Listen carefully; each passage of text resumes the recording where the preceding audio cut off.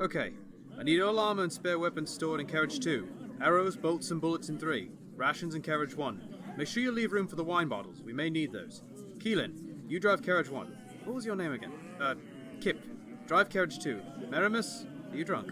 No. Alright, you drive carriage 3. Aemil! Yes? Ever name that horse? No. Name the damned horse. Right next to me as we get to the forest. You're the closest thing to a wood elf we've got. So you're tagging along? Of course. Always wanted to see a fairy forest. Kip goes where I go. And you're not even getting paid. I'm afraid not. Respectable. Excuse me, has anyone seen my dog?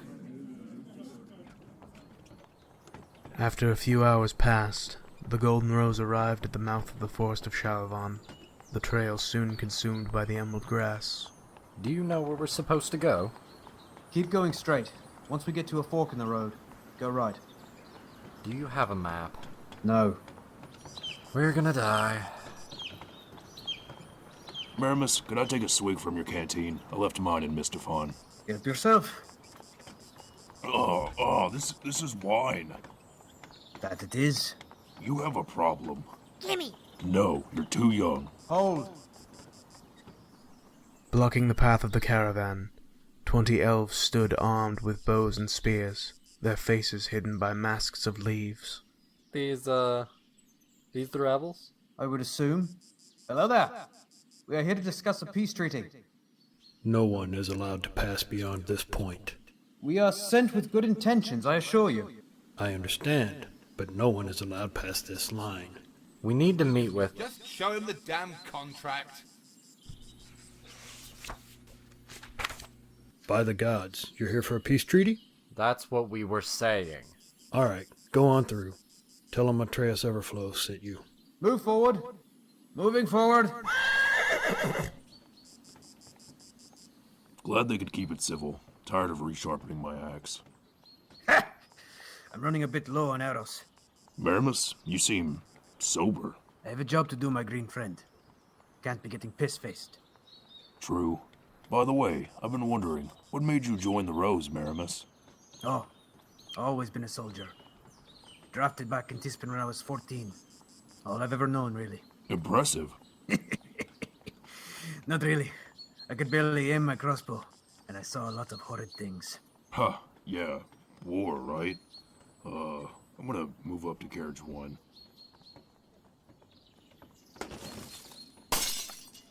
Need something, Thimbis? Preferably good conversation. Well, you're in luck. I've been working on a new song. Don't. Damn it! Wheel fell off! I'll go fix it. I'll help you. Kellan, pull ahead. Don't stray too far. On it.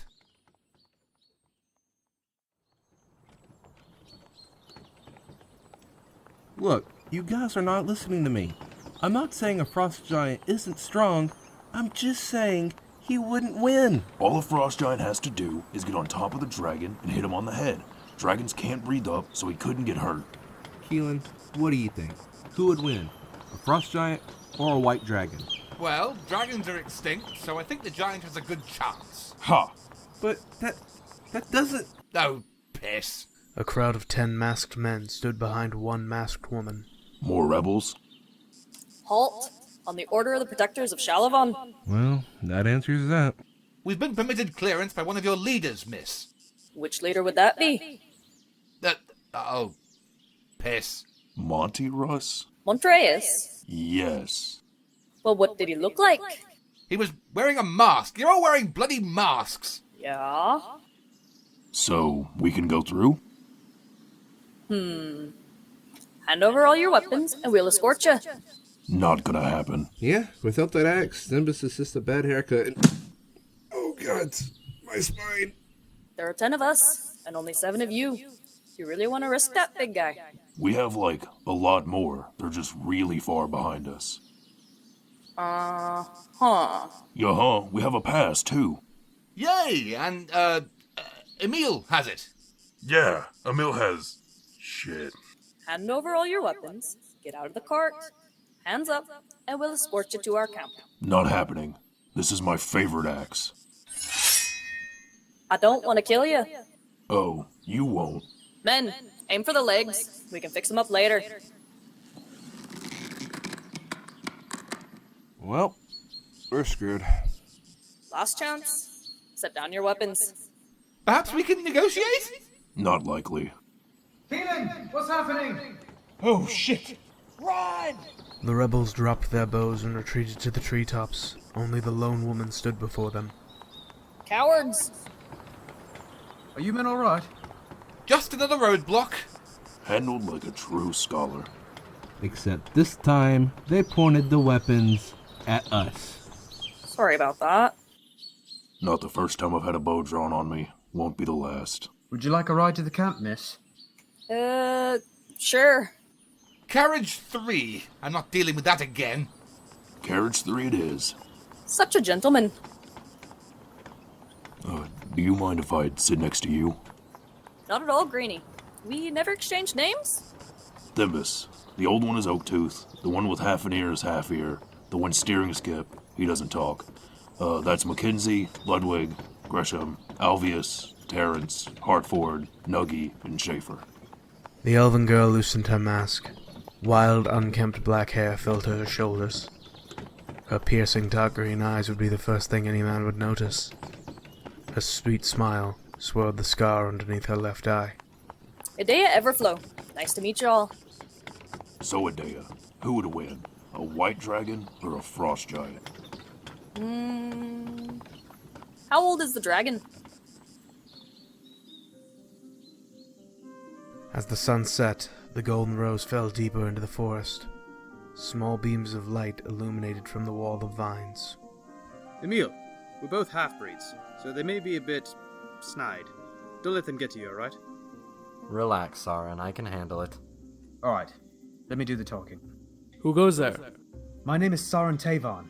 I am the head of the Golden Rose. We have been sent with a peace treaty. So you're the Golden Rose?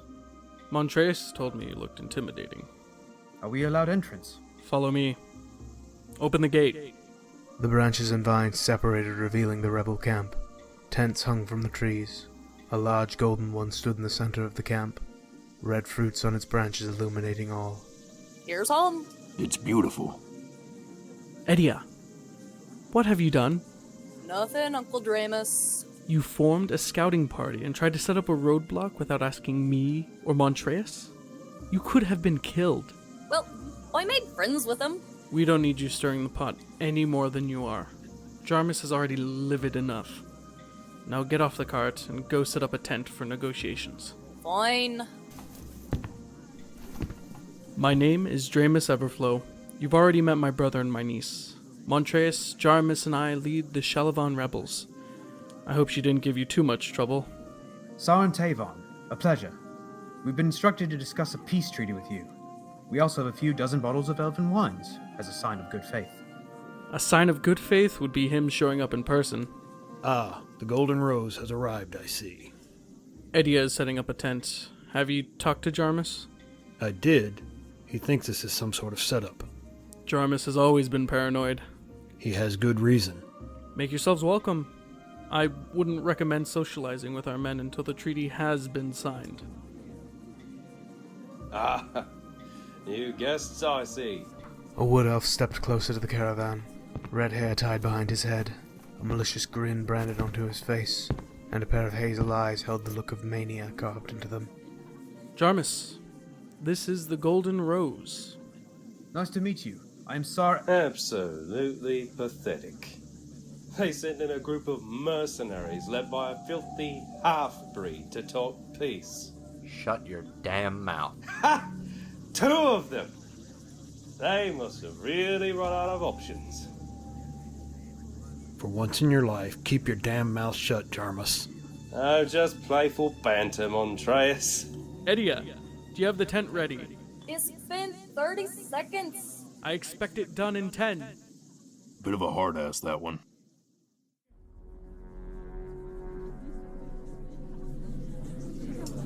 So, let's see the treaty. Let's see. Release of Shalavan prisoners. Borders returned to the Wood Elves. That's it? That's absolutely disgraceful. Jarmus, this treaty ends things in our favor. We get our men back. We get our forest back. What about the men we've lost? What about the things they've destroyed? Jarmus, this is probably the best we will get. They think we'll just back down? Lie on our backs like submissive hounds? Peace is within our reach, Jarmus. I don't want peace. I want victory. I want justice for what they did to my Vara. You should want the same for Callius. Enough. Did I give you permission to speak at my table, half-breed? Aemil, sit down. Listen to your owner, half-breed. Hell, having you at this table is insult enough. Just proof one of my men must have snuck off with some human whore. Anyone want to claim that bastard? Stop it, Jarmus. You're just making it worse. What I'm saying is that any more deaths would be in vain. The war is over. Any more bloodshed would be unnecessary. Hell, all the bloodshed has been unnecessary. He's right. I'll sign it. I shall as well. Jarmus, please. Fine. Can we drink the wine now?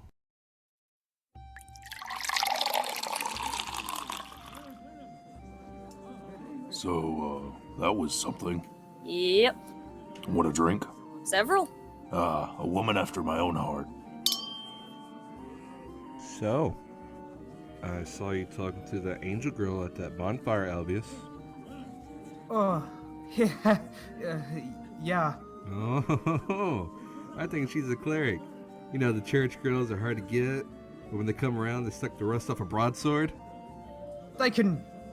What? Oh, don't mind me. This is a really silly expression. It's nothing. Never do that again. What? Never. Ever. Do what you did again. I got them to sign it, didn't I? You could have gotten yourself killed. You could have gotten all of us killed. I did what needed to be done. You can't just make rash decisions like that. Well, it worked. So, you guys have had it rough here for a bit. Yep. Who was Callius? My father. Oh. Yep. Lost my father. My mother ran off, and Edea lifted her pant leg to reveal a calf carved from white wood. they took a little piece of me too. That's so badass. Thanks.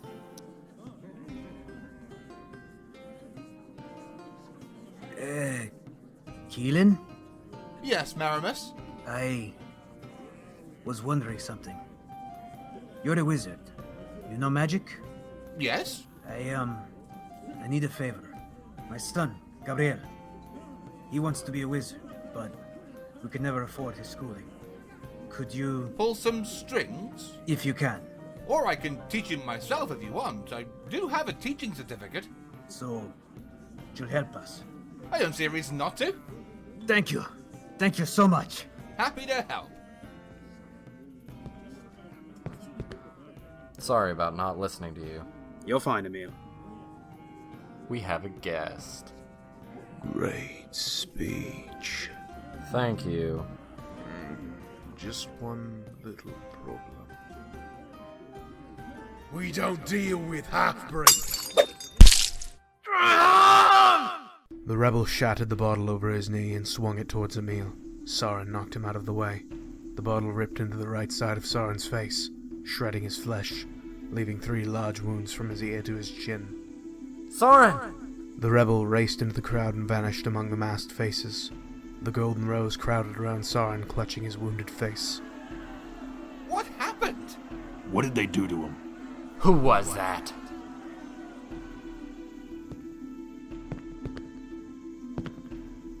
No one?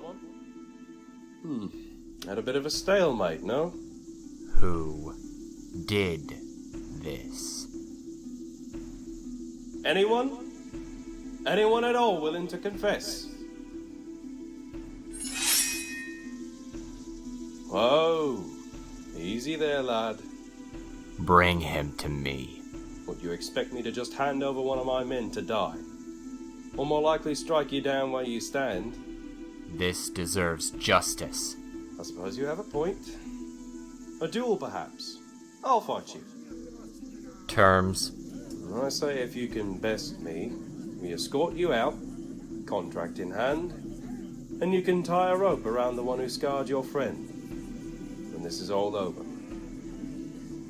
And when you fall, we burn that treaty and kill Half-ear. Deal. What? Give me a moment to prepare. Take your time. Enjoy it.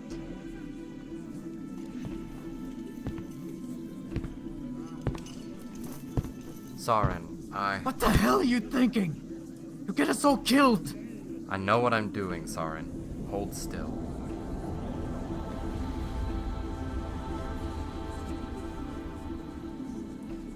That should stop the bleeding. Oak, clean the wound. Don't do this.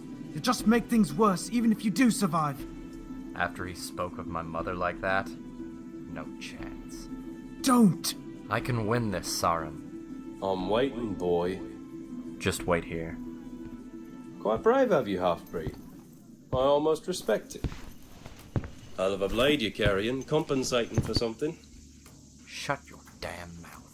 Oh, quite the tongue on you. Maybe I'll have to carve it out. Jarmus revealed 2 masterfully crafted longswords, then twirled them around playfully in his palms. Any last words for your family?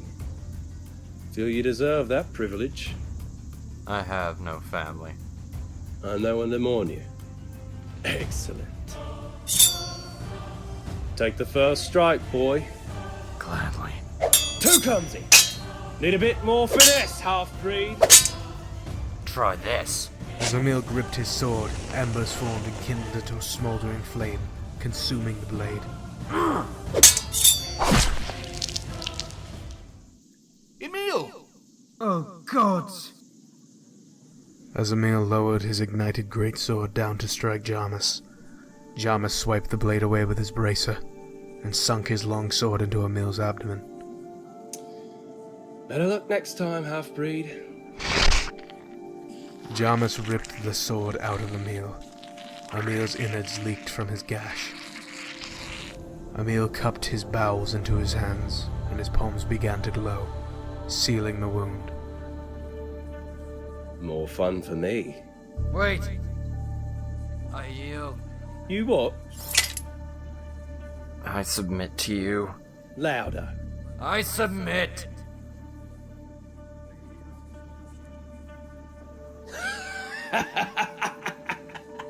The cowardice of half-breeds. Can't even die with honor.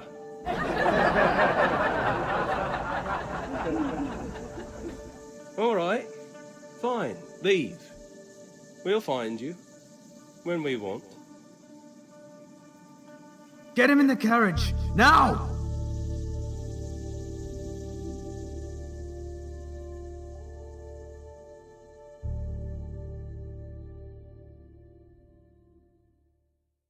Hi, thanks for sticking around. I'm Soup. I play the Narrator, Nugbar and Half-ear. I'm also the Dungeon Master for the Dungeons & Dragons game Nazaria is based off of. Thimbis was created and portrayed by Barkley Brown. Kellan was created by Moose and portrayed by the talented Kit Harrison. Sarin and Marimus were portrayed by Kellison and Forrester. Aemil was portrayed by Clark the Bear Angel. Colin and Oaktooth were portrayed by Ryan J. Crowder. Edea Everflow was portrayed by Ava Rogers. Jarmus was portrayed by Idiom Malicious. Montraeus Everflow was portrayed by Cykotron. Draemus Everflow was portrayed by Angelo Cerna. Ambience and sound effects were supplied using Syrinscape. The thumbnail for this episode was provided by Raul Jorim. You can find his Fiverr linked in the description. Background music for this episode was supplied by Dark Fantasy Studio. If you want to learn more about Nazaria, please consider following our Twitter, @Nazaria Audio. Thank you for listening, and be sure to check out the next episode coming soon.